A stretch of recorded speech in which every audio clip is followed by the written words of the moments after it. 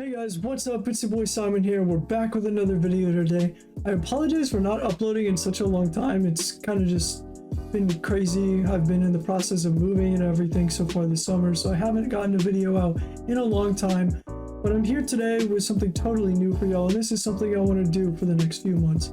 Basically, I'm a huge Premier League fan, huge footy soccer fan in general if you guys didn't know, if you're new to the channel, and I want to make FPL videos for you guys.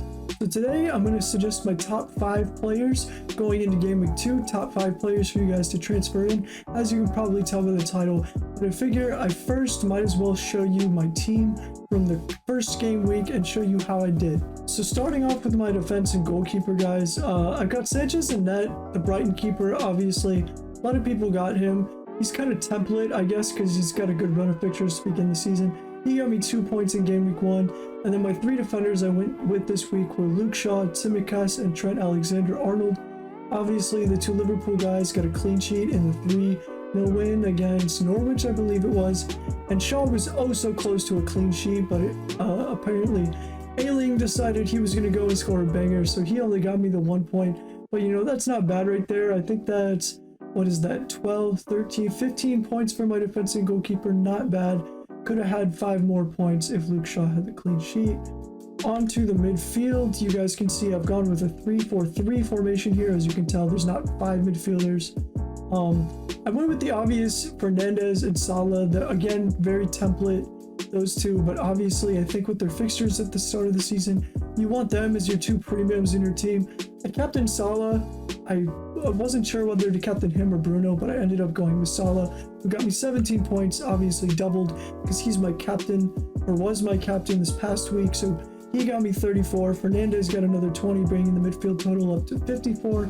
Greenwood got another 8, and Rafinha got me 1. I kind of have Rafinha as like a long-term pick. I know his fixtures are a little bit mixed at the start of the season, but I'm planning on just holding on to him for a while, so once he gets a good run of fixtures with Leeds, then he can hopefully get me more points. And the Greenwood's a bit of an interesting one who you guys will hear more about in a few minutes. Then finishing off with my Game Week 1 team, you guys can see my attack. Again, went with a 3-4-3, so I have 3 attackers. I went with Ings, Antonio, and Tony. Starting off with Tony, we'll go left to right. Tony is just kind of there because obviously he was insane in the championship last year. I believe he had 43 goal contributions, which was over 50% of all of Brentford's goals last year. You know, there's not too much else to say about him. He's 6.5 million. Brentford beat Arsenal 2-0 in the first game week, but Tony wasn't really involved in much. But for 6.5 million, I don't really think you can go wrong. My striker in the middle was Mikel Antonio from West Ham. He had a hell of a game. I think they won like 5-2. He had a missed penalty, a goal, and an assist, so he was kind of all over the place. But a total of 13 points for him was a fantastic tally. And I think he's gone up quite a bit in ownership since he had such a great first week, although he was already pretty popular for the 7.5 million striker options to begin with.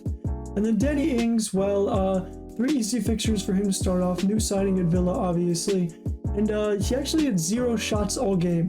The 7 points he got was from a penalty. He had 0 shots from open play, I should say. But he had a penalty in the last second of the game. A bit lucky, but I think they have 2 more easy fixtures, so before I go and transfer him out, I'm probably just going to hold on to him for 2 more games.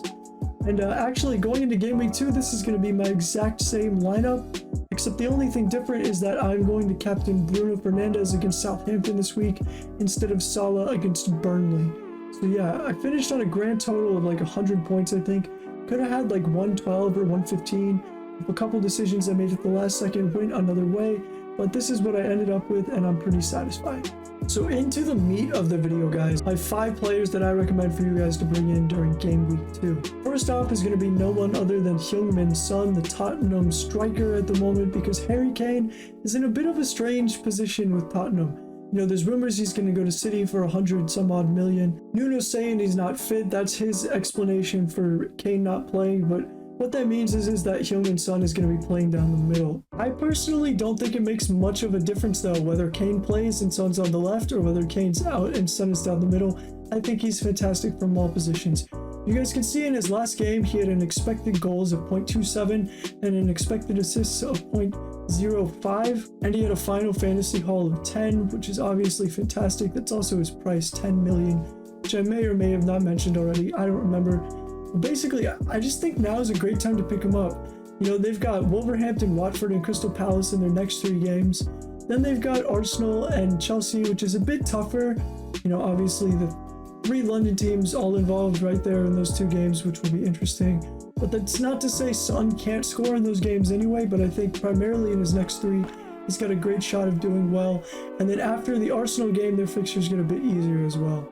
You know, he scored a banger against City. If he can score against City, he can obviously do it against anyone, although that's not something we already didn't know. But I'm just convinced now is a really good time to bring him in, and I'm thinking in the very near future of bringing him in myself. I've got my own transfer plan, but for you guys to either bring him in like for this match week or even ahead of like 3 or 4 would not be a bad choice at all, and he's a good captaincy option for those next 3 fixtures as well.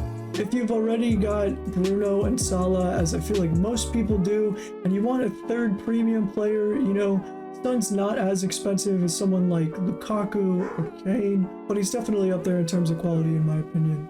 On to my second pick for Game Week 2, guys. I've gone with Mason Greenwood, who I mentioned earlier and showed you guys was in my Game Week 1, as well as my Game Week 2 team. And I think for $7.5 million, he's really a no-brainer right now. He's only owned by like, I think 9.6% of players at the time of recording this or something, which is crazy. By the way, this video is going to be going up probably a little bit less than 12 hours before the deadline, so if you're seeing this video before the Saturday deadline, be sure to go ahead and make any of these changes if you'd like to, or at the very least, you know, I guess hear me out and hear what I have to say. But back to Greenwood. In his last game, I thought he was fantastic. I'm a Manchester United fan, for those of you guys who don't know, so I might be a little bit biased here, but I really just think he's a great option on fantasy right now. In his last match, he scored a goal, obviously, came with a Final Fantasy haul of 8 points, had an expected goals per 90 of 0.12 and an expected assists per 90 of 0.23. I guess the per 90 doesn't really matter yet, because everyone's only played 1 game so far. But I mean, yeah, you know, he could have potentially even had 2 or 3 goals on a different day. Maybe he could have, and that would have been an absolutely massive haul. And the thing about Greenwood is he's just so clinical. I know a lot of people think he's a rotation risk, but Cavani and Martial are not back to full fitness, and United play with 4 attackers up front. So you have to consider Bruno's going to play. Assume Sancho starts, right? Assume Sancho starts to start and get in the team as a starter. You know, that's only 2 out of the 4 attacking positions that United line up with. Rashford is still injured till September, I believe. So that kind of makes you wonder, well, Greenwood's got to be in the 4 most preferred attackers. He's got to be in the top 4 of the pecking order, right? When Cavani, Martial, and Rashford all have something kind of plaguing them and wrong with them at the moment, you know, he's surely ahead of the likes of Daniel James and Juan Mata. And I think playing Southampton next game in Game Week 2, when United beat 9-0 last season, and then Wolves, Newcastle, West Ham, and Villa, he's kind of a no-brainer right now. Even if other players start to come back into the team and he doesn't necessarily start, he's still not a bad option to have. I mean, you know, he can always score you a goal as a sub or as a starter who gets subbed out kind of early, you know, but I think for the next 2 games against Southampton and Wolves, he should definitely start in my opinion based off what I've seen. And yeah, I mean, you know, if you have Gundogan, for example, who's injured, or you've got somebody like Rafinha and you have an extra $1 million laying around that you want to upgrade, you want to move some money around, Greenwood's not too expensive of an option and a very good one for the upcoming future, I believe. Next on the list, guys, is another Tottenham player. It's going to be Sergio Reglion. He's a bit of an interesting one. I believe he's only owned by 4.4% of fantasy managers, so he's a huge potential differential. He's a left back coming in at $5 million, not too expensive, not, you know, super cheap, but, you know, even cheaper than the likes of like Luke Shaw, who's at 5.5. And I think for $5 million, he's a great option considering the next 3 fixtures for Spurs, as mentioned earlier, with Wolves, Watford, and Crystal Palace. In his last game, he obviously had the clean sheet against City, which is no small feat, and he had 7 points himself, obviously most of that being the clean sheet bonus. Something you can't overlook is that the guy had 2 key passes. For those of you guys who don't know, a key pass is just a pass that leads to a shot, to a chance, to a potential goal-scoring opportunity, which is something you always want to see, especially from a defender, because defenders get the most points for attacking returns, and obviously a fullback at a big team like Reglion is one of the more likely people to do so. Once again, after Arsenal, which I believe is game week 6 for Tottenham, their games get easy again for another 2 or 3 fixtures. Spurs' fixtures this season are very interesting. They're very patchy. It's like they'll have a good patch, then a bad game or two, and then another good patch. There's not really, from what I remember, a big run of games where, you know, they've got 4 or 5 just obnoxiously terrible matchups all in a row. So I think taking all that into account, the fact that I believe he's an attacking fullback, he should start 90 minutes every game, and the fact that hardly anybody owns him, he could be a great sleeper for you guys to bring into your teams to get an advantage over everybody else. My 4th pick of the video, guys, and I believe the first and potentially the only player listed as a forward, as an attacker in FPL, is Dominic Calvert-Lewin. Big old DCL, the Everton man. Everybody knows how good this guy is, not only because of his performances in real life, but how much of a gem he was at the beginning of last Fantasy Premier League season. In his last match, he had 5 shots, had an expected goals of 1.0, and had 7 points, which, you know, is not the craziest start, but I just think, you know, he's under new management at Rafa Benitez, who's a good manager, at least historically a good manager, and he's kind of the main man for Everton. I think for 8 million, I apologize, the graphic up on the screen says 6 million. He's 8 million, but I think for that price, I prefer him to the likes of Richarlison at his team, who's a 7.5 million attacking option at Everton. I just think he's a really good player to bring in. I mean, again, it's mostly all about fixtures, right? But in game week 2, this upcoming game, Everton play Leeds. Then after that, they've got Brighton and Burnley, which could defensively be a little bit more difficult, but, you know, you'd still fancy Everton in that game, I believe. You'd still choose them as favorites. And then you've got Villa and Norwich, so a fantastic run of fixtures for Everton coming up, I believe, through like the first 7 or 8 game weeks total, actually. And, you know, Dominic Calvert-Lewin, if Everton is doing well, is probably going to be doing well himself. And then my final pick, guys, is a bit of an enabler coming in at 6 million. This is the proper 6 million player, not DCL, who's 8, but Ismail Sarr, I believe is how you say his name. Sorry if I butchered his first name, but he's the 6 million man from Watford.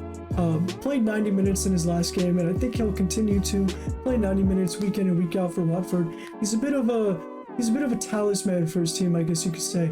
He scored a goal and came home with 9 points last week, 9 FPL points that is, and he had an expected goal of 0.17 and an expected assist of 0.37 in his first match. And, you know, I just think for 6 million, you can't really go wrong, especially if you want to free up some money for either another midfield slot or somewhere else in your team.